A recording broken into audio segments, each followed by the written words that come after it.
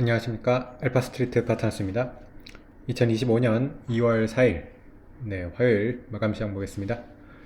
코스피 지수가 1.13% 올라서 2481로 마감을 했습니다. 오늘 코스피 반등을 하긴 했는데 상당히 아쉽네요. 1% 조금 반등을 했습니다.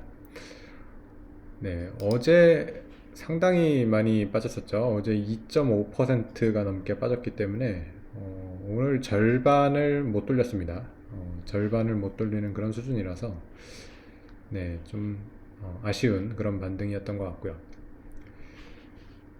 네, 일단은 어제 크게 하락을 한 이유가 뭐 트럼프 관세 이것 때문에 일단은 좀 글로벌 증시가 전체적으로 좀 하락을 했는데 또 미국 장중에 또 다른 뉴스가 또 나와가지고 멕시코 쪽이랑 일단은 뭐 관세 유예 이런 결정이 나가지고 미국 시장 같은 경우는 하락폭을 상당히 돌렸습니다.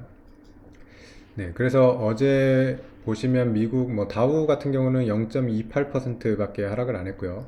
나스닥도 1.2% 하락으로 거의 절반 정도는 돌렸어요. 나스닥도 장중에 거의 2% 넘게 이렇게 하락을 하기도 했었는데, 그래도 뭐 조금 다행인 것 같습니다. 근데 뭐 미국 증시 보면 진짜 빠지지도 않았어요. 다우 같은 경우를 특히 보면 사상 최고가에서 한 2%, 2%도 지금 채 안 빠지는 그런 상황이고요. S&P도 뭐 한 2% 정도 이렇게 빠져 있고요. 나스닥 같은 경우는 한 뭐 4% 정도 이렇게 빠져 있는 것 같은데, 그래서 여전히 뭐 미국 증시는 지금 사상 최고치 근처에서 있기 때문에 뭐 그렇게 큰 조정은 아니라고 이렇게 보여집니다. 어제 뭐 미국 주요 종목들 보시면 근데 좀 타격을 입는 종목들은 있어요. 보면 엔비디아랑 테슬라가 많이 빠졌습니다. 엔비디아 같은 경우는 어제 2.8% 빠졌는데 계속해서 좀 하락 추세였거든요. 그래서 엔비디아가 고점 대비로는 상당히 많이 빠졌습니다. 150불이 넘었던 주가였는데 지금은 116불까지 빠지면서 거의 20% 이상 조정이 지금 나온 것 같고요. 테슬라 같은 경우도 5%가 빠졌는데 다시 400불 밑으로 이렇게 하락을 했습니다. 그래서 올해 이제 보시면 의외로 지금 엔비디아랑 테슬라가 올해 성과가 지금 안 좋습니다. 빅테크들이 뭐 올해 좀 오른 주식도 있고 떨어진 주식도 있고 이렇게 좀 엇갈리고 있는데 작년에 너무 많이 올라서 그럴까요? 오히려 엔비디아랑 테슬라가 좀 기대에 지금 못 미치는 그런 모습을 보여주고 있고요. 애플 같은 경우도 올해 9%가 빠지면서 상당히 많이 하락을 했습니다. 반면에 올해 지금 가장 좋은 빅테크 주식이 메타가 되고 있어요. 메타가 올해 지금 19%가 올라가지고 사실 우리나라 이제 투자자들이 메타를 그렇게 좀 관심이 많지 않거든요. 나름 빅테크에서 조금 주목도가 떨어지는 그런 주식인데 가장 많이 올랐어요. 확실히 이번에 그 딥시크 이런 사태 이런 거에 지금 가장 또 혜택을 보는 그런 주식이 된 것 같고요. 그래서 소프트웨어 쪽이 그래도 좀 괜찮은데, 아마존이 8%, 구글이 6% 정도 이렇게 올랐습니다. 마이크로소프트도 뭐 소프트웨어 쪽이긴 한데, 아무래도 챗 GPT 같은 경우는 강력한 경쟁자의 등장이기 때문에, 마이크로소프트는 2.5% 이렇게 하락을 했습니다. 근데 올해 뭐 미국 증시가 나쁘지 않다고 느껴지는 게, 뭐 빅테크 일부 종목이 하락을 했지만은 다른 이제 섹터들을 보시면 전체적으로 지금 상승을 하고 있습니다.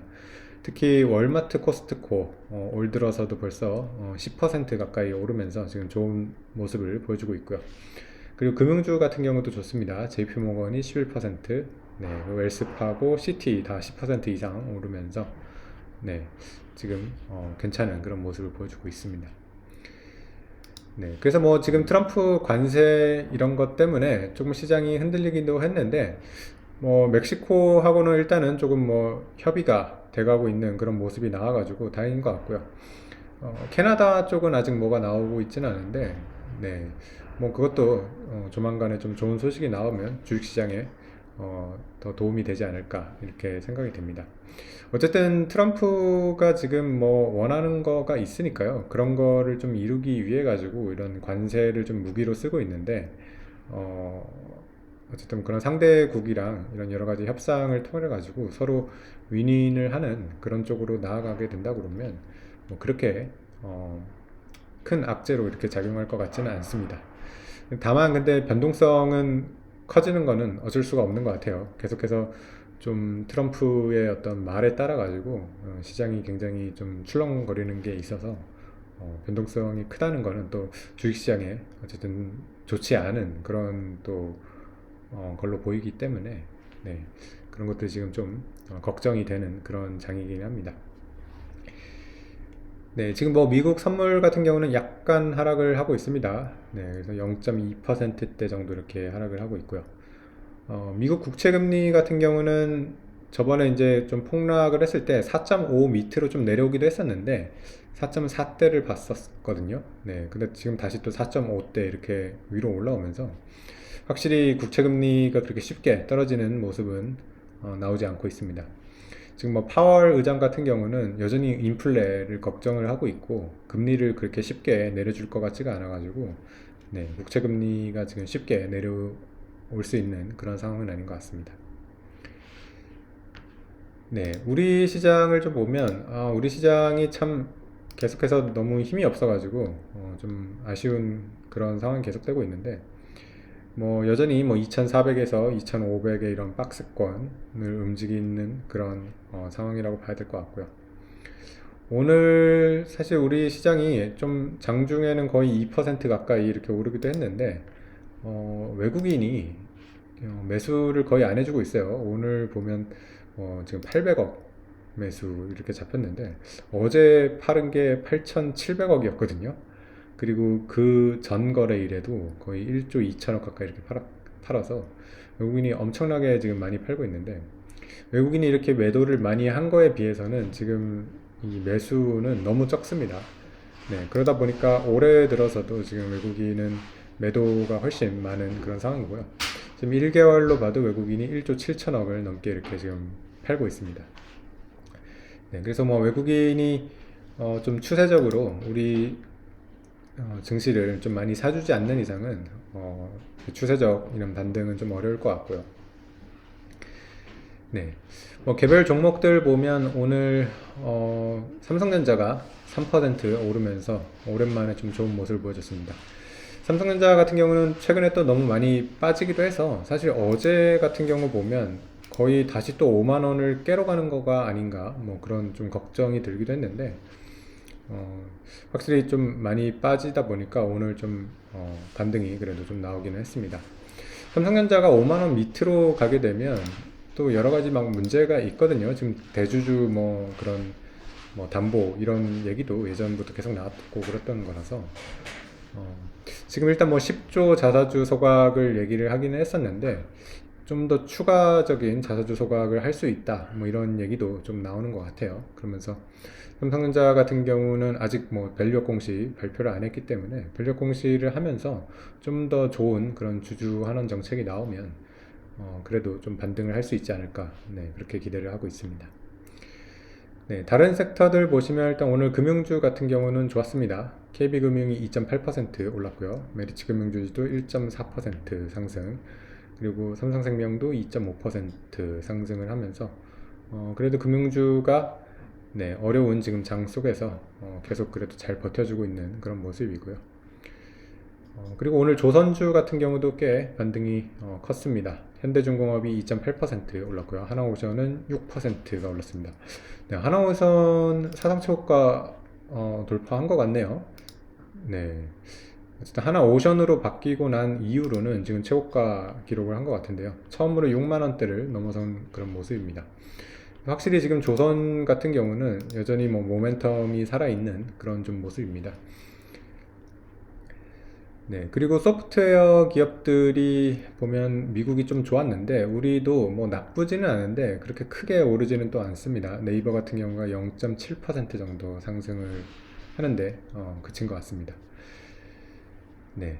그리고 오늘 좀 안 좋았던 섹터는 2차 전지가 안 좋아요. 계속해서. 네. LG 에너지 솔루션이 1% 하락을 했고요. 포스코홀딩스가 4.8%나 하락을 했는데 포스코홀딩스 이제 어제 장 마감 이후에 실적 발표를 했습니다. 근데 실적이 지금 2차 전지 관련된 기업들 실적 나오는 거 보면 다 너무 안 좋습니다. 일단 영업이익 컨센서스가 5,700억 예상을 했었는데 실제 영업이익이 960억이 나왔습니다. 네, 그래서 정말 어마어마하게 네, 미스를 했어요. 네, 뭐 이게 컨센서스가 이 정도면 의미가 있나 싶네요. 5,700억을 예상을 했는데 960억이 나오는. 네. 그리고 순손실 같은 경우는 4,290억 순손실이 났습니다.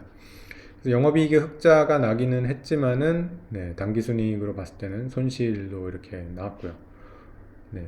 그래서 지금 2차 전지 쪽 그 실적들이 예전에 이제 삼성 SDI도 그렇고요. 계속해서 이렇게 안 좋게 이렇게 나오는 바람에 주가가 계속해서 좀 하락을 하는 그런 모습입니다. 포스코홀딩스 같은 경우도 저번에 재작년이죠. 2023년에 이 2차 전지 이렇게 광풍이 불었을 때 76만 원이 넘었던 주가였는데 지금 23만 원까지 빠졌으니까 네, 거의 뭐 3분의 1 토막 이상 이렇게 나 있는 그런 상황입니다. 뭐 2차 전지 관련된 기업들 주가들이 지금 다 이런 모습이에요. 그래서 23년에 그렇게 참 기대를 많이 하고 우리나라를 이끄는 그런 대표 산업이라고 생각을 했던 이런 2차 전지 쪽이 이렇게 지금 실적이 안 좋고 네, 우리나라 증시를 지금 굉장히 끌어내리는 이런 주체가 되고 있다는 게 이게 참 안타깝습니다. 어떻게 보면 지금의 이렇게 뭐 전기차의 어떤 성장률 둔화 이런 것들을 너무 간과한 게 아닌가 네, 그런 생각이 들고요. 좀 너무 무리한 이런 투자가 아니었나 네, 그런 생각도 드는 그런 상황입니다. 네, 그래서 뭐 언제쯤은 그래도 반등을 할 거라고 계속해서 기대를 뭐 놓지는 않고 있는데 너무 길어지고 있습니다. 지금 하락이 거의 뭐 2년 이상 이렇게 지속이 되다 보니까 네, 2차 전지에 대한 지금 투심은 거의 뭐 완전히 죽어 있는 그런 상황이 아닌가 이렇게 싶습니다. 오늘 뭐 LG화학 같은 경우도 4% 빠지면서 뭐 LG화학 같은 경우는 더 심하죠. 특히 LG화학은 뭐 LG에너지 솔루션을 물적 분할하면서 거의 더 심각한 타격을 입었고요. 100만 원이 넘었던 주가가 지금 21만 원까지 빠지면서 5분의 1 토막까지 이렇게 빠져 있는 그런 상황입니다. 네, 그래서 2차 전지가 좀 비중이 아직도 우리 증시에서 그래도 꽤 되기 때문에 이렇게 안 좋은 그런 지금 상황이라서 좀 주가가 올라가는데 더 이렇게 어려움을 겪고 있지 않나 네, 그렇게 생각이 듭니다. 네, 그래서 오늘 뭐 우리 1% 반등을 했지만은 뭐 그렇게 지금 좋은 그런 상황은 아닌 것 같고요. 워낙 많이 이렇게 증시가 빠져 있고 그런 상황이라서 좀 우리 시장이 근본적으로 올라가기 위해서는 역시 뭐 외국인 매수가 좀 돌아와야 될 것 같고요. 외국인 매수가 돌아오려면 뭔가 계기가 있어야 될 거예요. 일단은 우리 증시에 대해 지금 신뢰가 완전히 박살이 나 있는 그런 상황이기 때문에 이런 것들을 지금 좀 돌릴 수 있는 네, 상법 개정 이런 것들이 좀 하나의 계기가 될 거라고 이렇게 계속해서 얘기를 하고 있는데 너무 지금 진행되는 게 없다 보니까 당분간 계속 이렇게 좀 답답한 그런 증시 상황이 되지 않을까 네, 이렇게 생각이 됩니다. 네, 오늘 시장은 여기까지 하겠습니다. 감사합니다.